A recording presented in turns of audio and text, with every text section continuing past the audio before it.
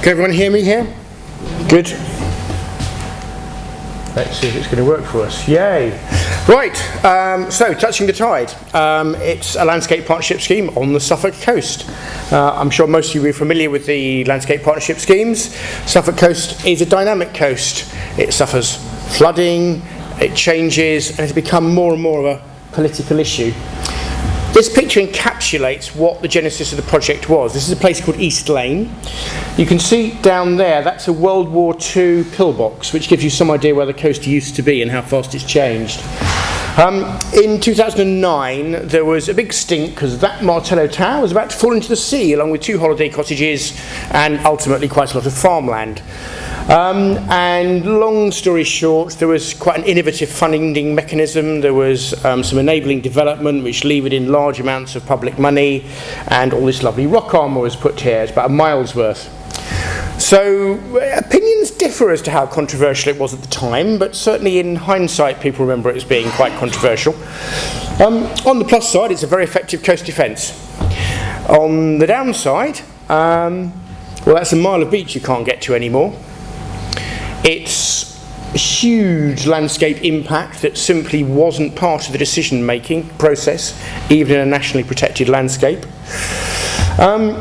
Also, of course, as anyone who knows anything about fixed coast defences know, what happens at the ends? Well, at the north end, they've had to spend another, easily £500,000 worth of public money, and it's still eroding. And the longshore drift goes this way. So this beach here is now going back at over 10 metres a year. And it's going to outflank that. And the latest consultant's report, it's so nice to be right when it's a consultant's report that agrees with you, says that they should take it all away, and it was a really bad idea. As you can imagine, it's quite controversial locally all round. But in the aftermath of that, various interested parties came together under the aegis of the AUNB, and picking up what Howard said earlier, something that Suffolk Coast and Heaths has a good reputation as is an honest broker. So the parties came together. I think our landscape partnership scheme, more than most, is about that function of bringing people together. So we're not doing grand nature reserve restoration, although we are putting quite a bit of money into nature reserves. We're not restoring a castle or whatever. We're bringing people together. The core of what we're trying to do is around hearts and minds, increasing understanding of coastal change. So our partnership is actually quite broad, and by broad I don't just mean we have people from the community and people from Natural England. We have diametrically opposing views. So we have a pressure group called SCAR, Suffolk Coast Against Retreat. I praise their policy, but essentially there's no such thing as global warming and the coast should be defended forever. And on the other side we have RSPB. And they would disagree about an awful lot. But they agree that everyone needs to know more about coastal change. So we sit, whoops, didn't mean to do that, there we go. We sit in, hey, we sit in the place in the middle where they get on. And one of the side effects of this is that instead of being SCAR and RSPB, now they're Ben and Graham. And guess what? Ben and Graham talk about other things around the meeting. And both sides are understanding each other a little bit more, and there's a bit more give and take and a bit more conversation, and the process is moving on. And that can be very powerful. I went to a SCAR executive committee meeting to talk about Touching the Tide, and there were 2 local MPs there, one of whom I knew was quite antagonistic to our project. And I gave my pitch, and someone from SCAR stood up, and he said, when I first told about this project, it was a complete waste of time, £1 million on farty art projects, when they ought to be pouring concrete and defending the coast. And I thought, oh God, what's coming now? And unfortunately I couldn't see the MPs' faces. But then he said, you know what, over the last year I've completely changed my mind. I think this project's brilliant. It's exactly what we need. I'm fed up with trying to talk to people 200 metres inland who don't think it's their problem. That's what we're trying to achieve. So, any minute now, I'm going to start ad-libbing. So there you go. So that's Touching the Tide. Now, what you could do, which could be quite dull, you could do a whole series of presentations to people about cost-benefit analysis, and you could talk about coastal geomorphology. And we decided quite early on that we weren't going to do that. In fact, later we did, or one of our partners did, and they got 150 people to pay a tenner to come and listen to a lecture about coastal geomorphology and cost-benefit analysis. Result! Which is really good. And it was an arts organisation to boot, which actually brought it some credibility. But mostly we're trying to do it in a more interesting way. So one of our projects is a dig at a place called Barber's Point near Aldborough. It's a Saxon site. So we got 150 school kids along, the local history society, and we dug this site. We already knew it was a cemetery. It spans the period between when the people who were born pagan and died Christian, and it's quite unusual. All sorts of interesting stuff came along. We got ITV along, we got BBC Telly, we got BBC Radio, we got 12 pages of coverage, I think, in the local papers. It's a great story to unpack. So rather than talking about coastal change, you can say, well, why did the Saxons come here? Well, the Saxons came here because in North Germany sea levels were rising and their ancestral lands were getting flooded, so they were looking for somewhere else to live, and frankly Britain was a soft touch, and that's why they ended up here. Why were they living on this particular spot? Well, they were living on this particular spot because at the time it was a tidal island, so it was very easy to access in the days when you moved around by boat, and later on Sir Botolph, who brought Christianity to the Saxons, lived on, he established his monastery just over the river. And so, well, why did they abandon it? Well, probably rising sea levels meant actually got too marshy to carry on live there. In fact, half the site's gone now. So how did it end up? Well, it ended up like this because in the medieval period, people built river walls around it, enclosed it, made it part of the land, and it's been Barber's Point ever since. Why are you digging it now? Well, we're digging it now because actually sea levels are rising. It's a medieval seawall that can't be repaired. Sooner or later, it's going to flood, and then all this will be lost. And then, lo and behold, 3 months later, the December storm surge comes, and the seawall catastrophically breached, and it's back to being an island. So the circle has closed, and that's the perfect kind of story to unpack. Because one thing about landscape partnership schemes, they're about landscapes, they're about partnerships, they're about communities, but they're about stories, they're about storytelling. That's how you engage people, and that was just a brilliant one for us. And even better, landscape partnership schemes are very flexible, so we were actually able to rustle up the order of 17 grand for the Wildlife Trust to restore access to that site, and from being the bad news story of this lovely nature reserve that flooded with salt water, it's now the good news story of it's going to be an amazing intertidal reserve. The future may be different to the past, but it doesn't have to be worse. And one of the sort of stories that we say to people, one of the things we try to tell people is be careful what you wish for, going back to our that rock armour, but also saying to people that the coastline is not a line on a map, it's a point in time. Things change over time, they always have. So, if and when we get my thing back up, I was going to tell you of a few other things that we've done, just by way of a little overview and a sample. So, we've done some great arts projects. It's a really arty coast, so lots of people have come along to our arts projects. We have been doing, coming soon to a computer near you, a 3D virtual model of a Martello Tower that you can fly around the inside of. Yay! That doesn't work. Okay, cool. There we go. So it's, forgot to mention this, it's 900 grand.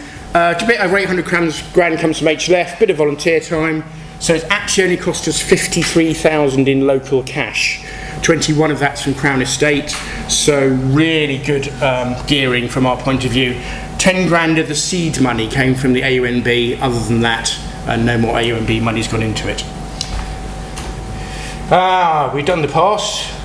Landscape history is still unfinished. That's where I was going to tell you about how the coast is in fact a point in time and not a line on the map. But on the one hand we have Cove Height, which is busy eroding. The other one's more interesting, that's Shingle Street. All that whole spit you can see wasn't there 2 years ago. So it's a dynamic coast, not just an eroding one. That's Barber's Point now. 3D Martello, we've caught up with ourselves. I'm not big into computer games. In fact, I've never played one in my entire life. And they came down and demoed the... Let's move on. Martello Towers. With the new, some of you will have heard of Oculus Rift. It's this new fabulous thing that's going to be launched at Christmas. For someone with no interest in computers who's never played a computer game, it's so cool. It's seriously good. We got Simon feeling so seasick within about 30 seconds. He had to lie down for half an hour afterwards. And it's still moving on, which is very unfortunate. So underwater Dunwich, another good story. You'll all know about how Dunwich, the famous lost town, I'm sure. Taking the oldest map, projecting it out. You overlay it over the current OS map, project it out, find the churches. Lo, the churches are there on the seabed. You can go dive on them, which makes a lovely story. What we weren't expecting is the offshore environment as dynamic as the onshore environment. Between 1 year ago and 2 years ago, over about a kilometre out and several kilometres long, 1 or 2 whole metres of sediment. There must be millions of tonnes of sediment has moved there that wasn't there before. It's a great story, great coverage, great way of unpacking how we're actually very small creatures on a very large planet and there's a limit to what we can do. Orford Ness Lighthouse, it's a very sensitive local issue, quite nasty parish politics around it, but we were able to lubricate that a bit because we had a bit of flexibility, a bit of money, take school children out, do a bit of work with the Community and National Trust, and actually the days that we did there, we had 600 people came along to that day. It was great fun. Beach Watch, national pilot around beach litter, getting school children involved in beach litter and clearing up beach litter, which is a real issue for us. I suspect it is for many of you. I mentioned the Arty coast. Something we've discovered is that old pictures, with a notable exception of Turner, who was completely useless, but all the other artists are actually the next best thing to a photograph from the 17th century. What more could you ask to illustrate coastal change?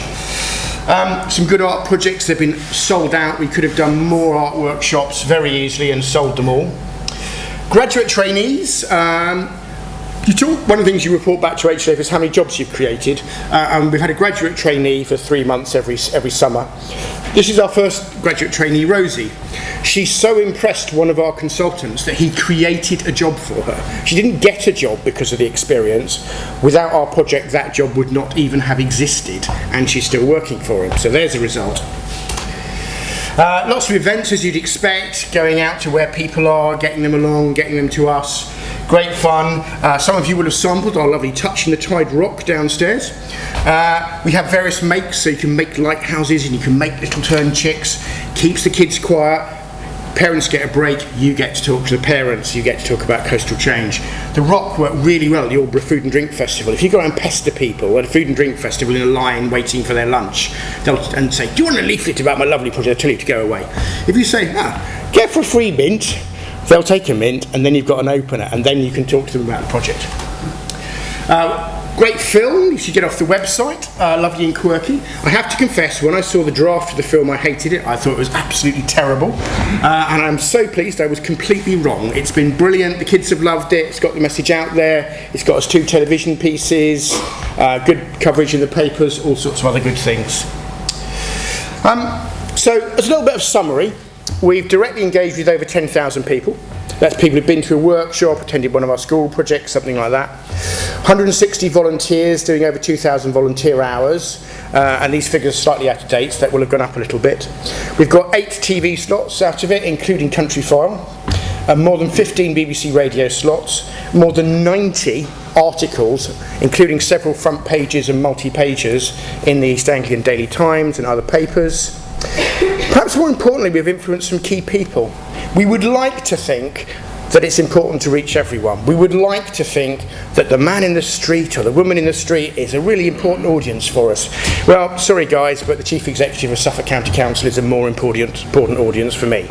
And she's very supportive, as is the leader. And she actually said quite early on when she was new in post, she said, I just thought AOMBs were just about objecting to planning applications. I didn't realise you did all this. This is wonderful, and we took her out and showed it. It was great. And actually that's really important. We're also working with the tourism industry, particularly the Destination Management Organisation. The AUMB has had an ongoing relationship with them, but it's really, I think, Touching the Tides is one of the things that's helped embed that relationship, and we're working on what will be a really fun promo map of all the wacky, wild, weird things in Suffolk, which will be out soon.